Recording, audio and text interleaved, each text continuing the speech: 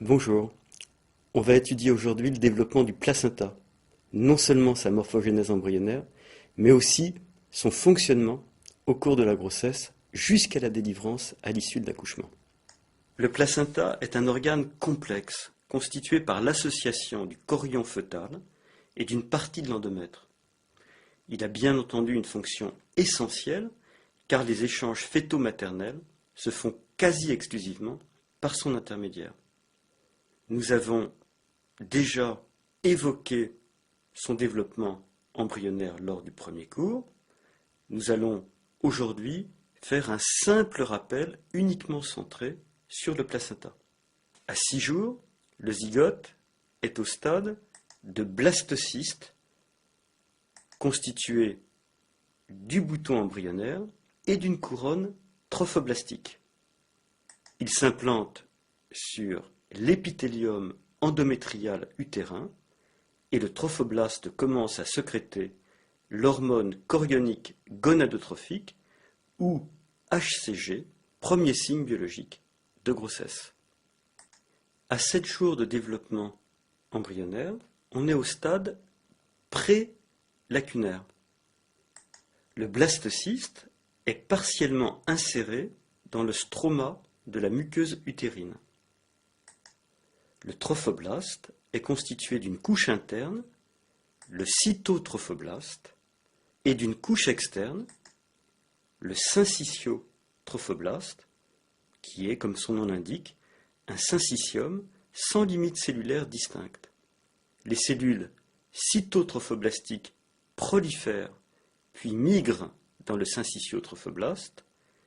Le syncytiotrophoblaste a une activité invasive d'un stroma utérin œdémateux, hypervascularisé, riche en glandes endométriales, sécrétant glycogène et mucus. À 9 jours de développement embryonnaire, on est au stade lacunaire. Le blastocyste est plus profondément enchâssé. Il y a un développement considérable du cyto et du syncytiotrophoblaste, avec apparition au sein du syncytiotrophoblaste des espaces lacunaires. Les capillaires maternels sinusoïdes sont congestifs et dilatés. On est à une période dite histiotrophe. À 12 jours de développement embryonnaire, il y a invasion syncytiotrophoblastique des parois endothéliales des capillaires sinusoïdes. Le sang maternel contenu dans ces capillaires va pouvoir se déverser dans les lacunes syncytiotrophoblastiques. C'est à ce stade que s'installe donc la première ébauche de circulation utéro-placentaire. On parle de période plasmatrophe. On note aussi une expansion radiaire du cytotrophoblaste à l'intérieur du syncytiotrophoblaste, constituant l'ébauche des villosités primaires. Ce développement des villosités primaires est plus marqué au niveau du pôle embryonnaire. Le mésoblaste extra-embryonnaire somatopleural tapisse la face interne du cytotrophoblaste. Et le tissu résultant de l'association du trophoblaste et de la somatopleure extra-embryonnaire est appelé le chorion. À la fin de la 3e semaine du développement embryonnaire, les expansions cytotrophoblastiques atteignent en périphérie l'endomètre maternel. Elles vont confluer pour former la coque cytotrophoblastique externe au contact de l'endomètre maternel. Le mésenchyme somatopleural pénètre à l'intérieur des villosités qui deviennent alors les villosités secondaires. Puis des vaisseaux se forment au sein du mésenchyme villositaire pour aboutir aux villosités tertiaires. À la fin du premier mois, les lacunes remplies du sang maternel sont confluentes et forment la chambre intervilleuse contenant le sang maternel, chambre intervilleuse qui est bordée exclusivement par le syncytio-trophoblaste. Les schémas précédents représentaient les villosités en coupe longitudinale. Nous allons maintenant revenir, récapituler le développement des villosités primaires, secondaires et tertiaires en coupe transversale. Ces villosités sont au sein de la chambre intervilleuse. Pour les villosités primaires, elles sont constituées en périphérie de syncytio-trophoblastes au contact du sang maternel.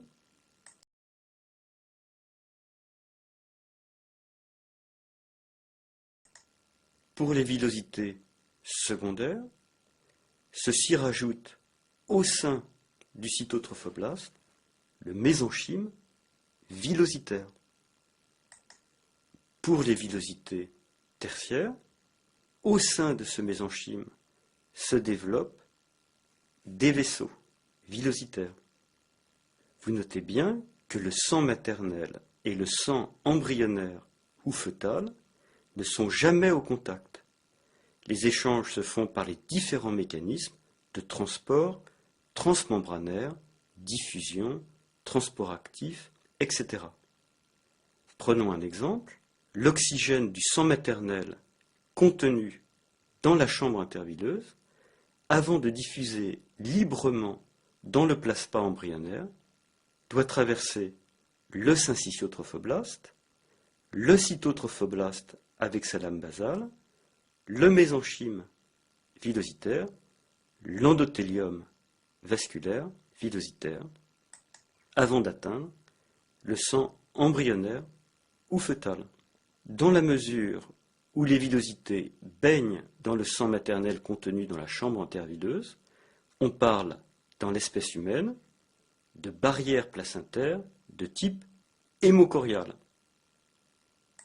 Passé le premier mois de développement embryonnaire, le développement ultérieur des villosités se fait par prolifération de nouvelles villosités à partir des villosités préexistantes, selon le même mécanisme que celui de la formation des toutes premières villosités.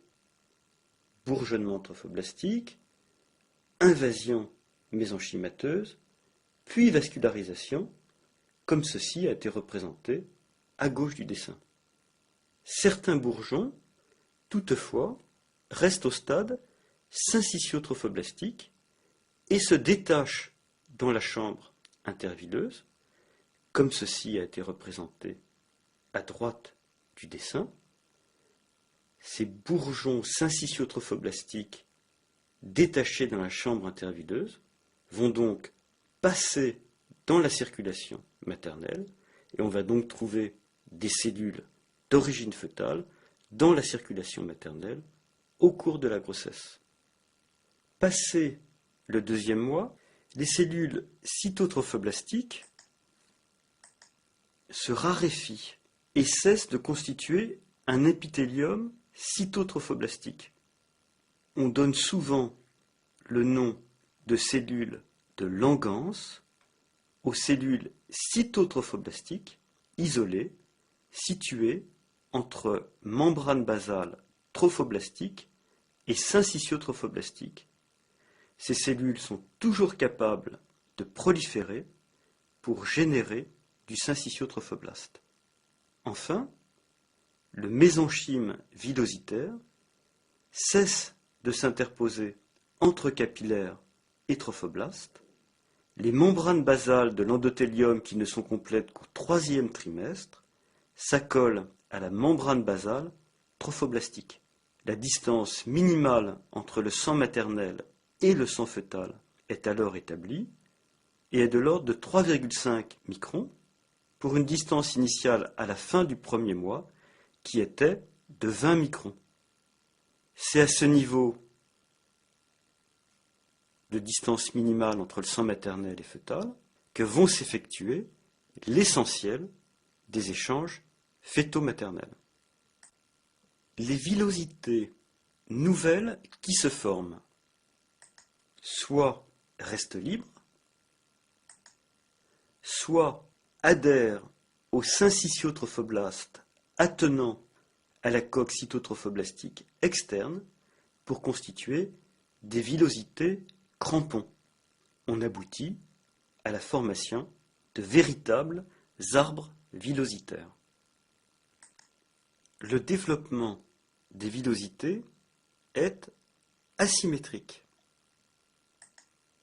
Il se fait essentiellement au niveau du pôle embryonnaire où il forme le chorion villeux, alors que les villosités dégénèrent au pôle anti-embryonnaire où il forme le chorion lisse.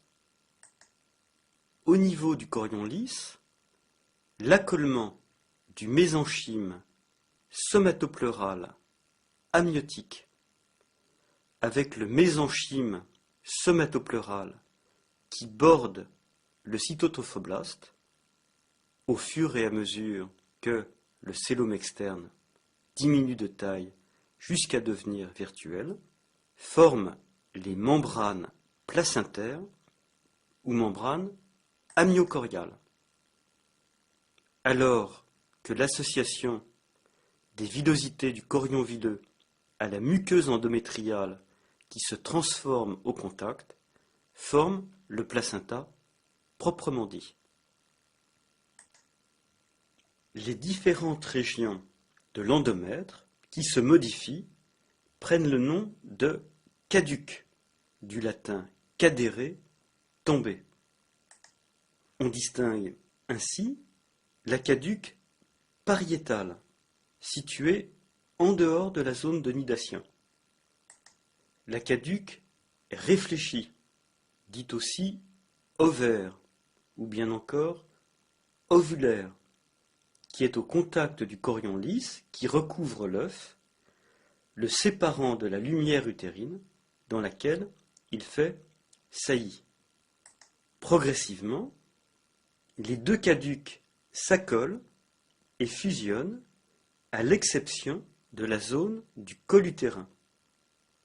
Ce col est obturé pendant la grossesse par un bouchon muqueux élaboré par les glandes cervicales. L'éviction du bouchon muqueux est un des premiers signes annonçant le déclenchement de l'accouchement.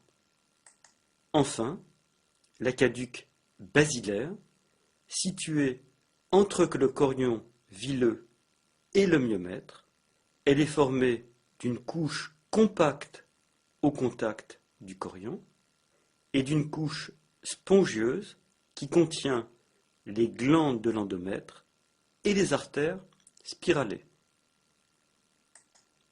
Nous allons maintenant étudier les rapports entre les villosités et la caduque basilaire. Le syncytiotrophoblaste qui borde les villosités crampons est en continuité avec le syncytiotrophoblaste qui borde la coque cytotrophoblastique externe. Les cellules cytotrophoblastiques des colonnes à la base des villosités crampons ont une intense activité de prolifération et forment le cytotrophoblast dit intermédiaire. Elles participent à l'allongement de la villosité crampon en formant le syncytiotrophoblaste de cette villosité et sont aussi capables de migrer dans l'endomètre. Endomètre dont les cellules stromales sont différenciées en cellules déciduales sous l'effet de la progestérone et des œstrogènes. Ces cellules cytotrophoblastiques qui ont migré dans l'endomètre forment le cytotrophoblaste extravilleux. Ces cellules cytotrophoblastiques extravileuses, soit persistent dans la muqueuse utérine et se différencient en cellules géantes, bi- ou trinucléées dispersées, mais surtout migrent vers la paroi des artères utérines spiralées et deviennent endovasculaires avec des caractéristiques de cellules endothéliales. Dans un premier temps, il y a formation de bouchons intravasculaires, puis après destruction partielle des cellules musculaires des parois, diminution des résistances vasculaires des artères spiralées. Il y a progressivement accumulation de substances fibrinoïdes à l'interface entre couche compacte et couche spongieuse qui va aider au clivage entre la plaque basale, celle qui est observable à la face externe du placenta après la délivrance placentaire, et le lit placentaire qui reste en place, attenant au myomètre utérin. À terme, la vascularisation utérine est assurée par environ une centaine d'artères spiralées, dont le flux sanguin cumulé est d'environ 600 ml par minute. Dans la mesure où le volume de la chambre intervileuse est de 150 ml, on calcule simplement que le contenu de la chambre intervileuse est renouvelé environ 4 fois par minute. Une pathologie fréquente, la prééclampsie ou toxémie gravidique, résulte d'un défaut d'invasion trophoblastique des artères spiralées. Nous allons maintenant décrire le placenta normal à terme, en partant du cordon ombilical, qui contient une veine ombilicale et 2 artères ombilicales. Ces artères ombilicales vont donner des branches choriales qui vont cheminer à la superficie de la plaque choriale du placenta avant de pénétrer dans les villosités. Le sang des capillaires villositaires est drainé dans les veines de la plaque choriale qui se draine dans la veine ombilicale.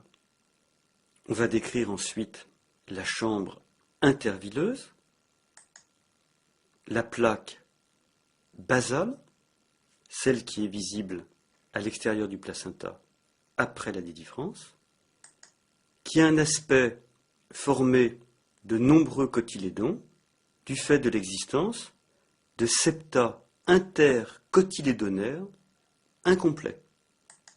Maintenant, nous avons tous les éléments pour décrire précisément le placenta normal humain à terme. C'est un placenta qui est chorio-allantoïdien. L'origine choriale est évidente. L'origine allantoïdienne concerne l'origine des vaisseaux ombilicaux. Rappelez-vous, ces vaisseaux s'étaient développés initialement au niveau de l'allantoïde. Il est hémochorial, puisque les villosités baignent directement dans la chambre intervileuse. Il est vileux, et la superficie totale des villosités à terme est d'environ 10 mètres carrés. Il est discoïde, sous la forme d'une galette d'environ 20 cm de diamètre sur 3 cm d'épaisseur. Son poids est d'environ 500 grammes, soit le 7e du poids d'un nouveau-né eutrophique à terme. Il est formé extérieurement d'environ 20 cotylédons. Il a essentiellement une fonction d'échange, respiratoire, que nous aborderons ultérieurement, nutritif pour le fœtus, mais aussi d'excrétion. En effet, les reins fœtaux sont bien fonctionnels, produisent bien de l'urine, mais cette urine n'est pas destinée à assurer l'excrétion des catabolites du métabolisme. Cette urine, qui est isotonique au plasma fœtal, constitue en fait, je vous laisse quelques secondes pour réfléchir, eh bien tout simplement le liquide amniotique au sein duquel l'embryon, le fœtus, s'ébattent pendant toute la grossesse. Ce placenta a aussi une fonction endocrine. On a déjà vu qu'il produisait très précocement l'HCG, mais il produit aussi de la progestérone en quantité suffisante pour maintenir la grossesse en absence de corps jaune, et des œstrogènes qui favorisent la croissance de l'utérus et le développement de la glande mammaire. Nous allons maintenant étudier, comme exemple des échanges fœtomaternels, le transport de l'oxygène dans la circulation fœtoplacentaire. Le sang fœtal qui s'est oxygéné au niveau des villosités qui baignent dans la chambre intervileuse est drainé dans la veine ombilicale. La saturation en oxygène du sang fœtal dans la veine ombilicale est de 80%. C'est la plus haute valeur observée dans la circulation fœtale. Vous remarquerez qu'elle n'est pas de 100%. En effet, le placenta est un échangeur veineux imparfait et, deuxièmement, ce placenta consomme lui aussi une grande quantité d'oxygène, car vous l'avez vu, il a une activité métabolique importante. Ce sang veineux ombilical se draine en direction du foie. Il va essentiellement shunter le parenchyme hépatique par une structure appelée le ductus venosus et rejoindre la veine cave inférieure. Le sang qui n'emprunte pas le ductus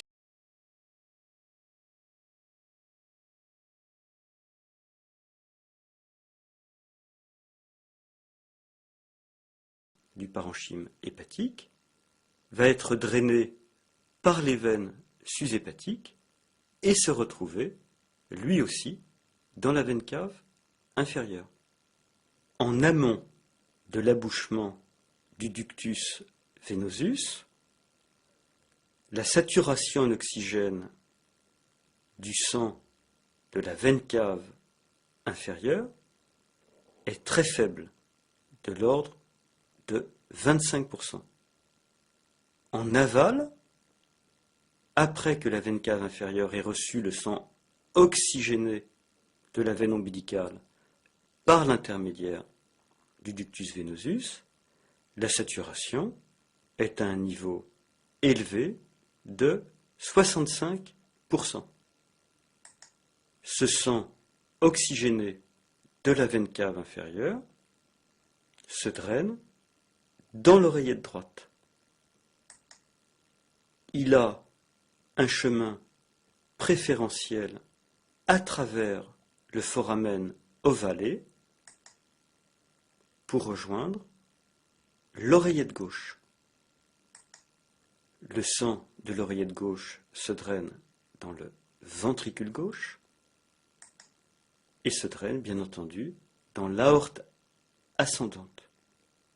La saturation moyenne du sang dans l'aorte ascendante, qui correspond à la saturation du sang qui se distribuera dans les troncs supra-aortiques, est de l'ordre de 60%. Enfin, le sang qui ne s'est pas distribué au niveau des troncs supra-aortiques va rejoindre l'aorte descendante au niveau de l'isthme aortique.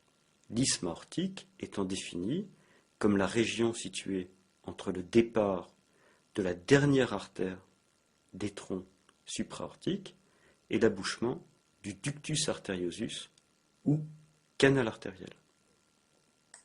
Le sang qui se draine dans la veine cave supérieure a une saturation en oxygène très faible, très peu supérieure à celle de la veine cave inférieure en amont du ductus venosus, puisqu'elle est de 30%. Ce sang se draine, lui aussi bien entendu, dans l'oreillette droite, mais il a un trajet préférentiel dans le ventricule droit.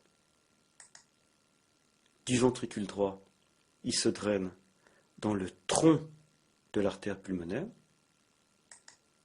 et du tronc de l'artère pulmonaire, il emprunte préférentiellement le ductus arteriosus ou canal artériel pour rejoindre l'aorte descendante.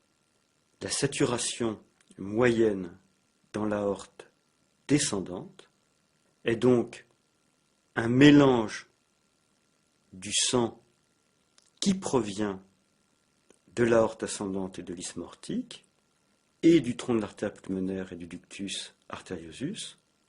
Il est d'environ 52%, c'est la saturation du sang qui va se drainer dans toutes les collatérales de l'aorte descendante, y compris les artères ombilicales qui ramènent le sang fœtal au niveau des villosités placentaires pour qu'il puisse être réoxygéné. Notez que une partie du sang du tronc de l'artère pulmonaire, une partie minoritaire, puisqu'il s'agit simplement de 20%, va se drainer dans les branches de l'artère pulmonaire.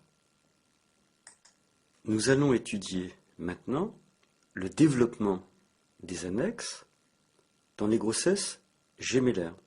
Et nous commencerons par l'étude des jumeaux dizygotes. Pour ces jumeaux dizygotes, chaque jumeau résulte de la fécondation d'un ovocyte par un spermatozoïde. Ces jumeaux ont la même ressemblance génétique que des frères, des sœurs ou des frères et sœurs. Ils peuvent donc être de sexe discordant. Chaque blastocyste va se développer indépendamment pour donner un embryon diblastique qui va établir la formation d'une vésicule amniotique, d'une vésicule vitéline et d'un chorion. Chaque embryon va donc développer son placenta et sa cavité amniotique. On parle donc dans ces situations de grossesse dichoriale, diamniotique. Bien entendu, ces embryons au sein de leur cavité amniotique et les deux placentas se retrouvent dans le même utérus. Ils peuvent parfois rester séparés les uns des autres, les placentas,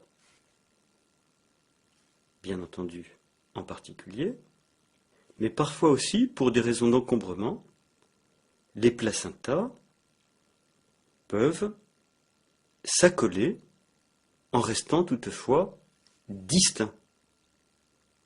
Il n'y a pas d'échange vasculaire entre des placentas, même accolés, dans les grossesses dichoriales, diamniotiques. Vous remarquerez aussi que la cloison qui sépare les cavités amniotiques des deux jumeaux est épaisse, puisque elle est formée des membranes amniocoriales de chacune des poches, séparées par l'accolement des caducs réfléchis. En ce qui concerne les jumeaux monozygotes, ils résultent de la fécondation d'un seul ovocyte par un seul spermatozoïde, puis la division d'un seul embryon pour former plusieurs embryons à des stades variables. En fonction du stade, on aboutira à des modes de placentation et de formation des annexes distincts. Ces jumeaux monozygotes sont génétiquement identiques. La division peut s'établir très précocement au stade de blastomère. Chaque blastomère va alors former un blastocyste complet. On se retrouve, du point de vue de la formation des annexes,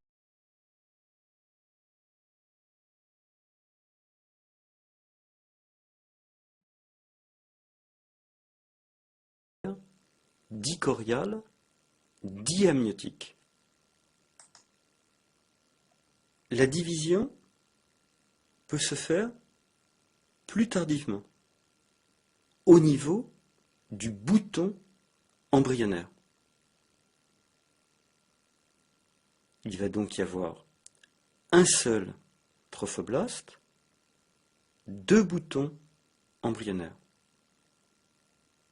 Ces boutons embryonnaires vont former chacun des embryons diblastiques, avec leur vésicule amniotique et leur vésicule vitéline propres, et on aboutit alors à une grossesse gémellaire, monocoriale, diamniotique. Vous remarquerez que la membrane qui sépare les poches amniotiques des grossesses monocoriales diamniotiques est beaucoup plus fine que la membrane qui sépare les poches amniotiques des grossesses dicoriales diamniotiques, car il n'y a pas d'interposition des caducs réfléchis entre les membranes amniocoriales. La découverte précoce, communément réalisée lors de l'échographie de 12 semaines d'aménorrhée d'une grossesse monocoriale diamniotique, donne un sentiment mélangé. En effet, il s'agit de grossesse à risque, et malheureusement, 30% des embryons et fœtus décéderont au cours de la grossesse, car le placenta unique assure très mal la distribution égale des flux vers les deux embryons. Et il y a malheureusement, dans 30% des cas, un embryon surchargé, on dit hydropique, et un embryon restreint, extrêmement hypotrophique. Mais la division de l'embryon peut survenir encore plus tardivement, au stade de l'embryon diblastique. Dans cette situation, l'embryon diblastique a formé, bien entendu, un seul chorion, mais aussi une seule vésicule amniotique et une seule vésicule vitéline.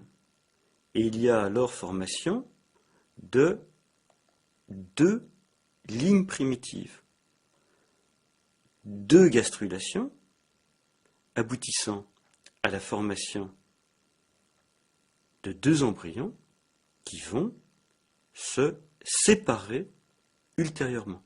On aboutit alors à une grossesse monocoriale, mono-amniotique. Là encore, il ne s'agit pas d'une très bonne nouvelle.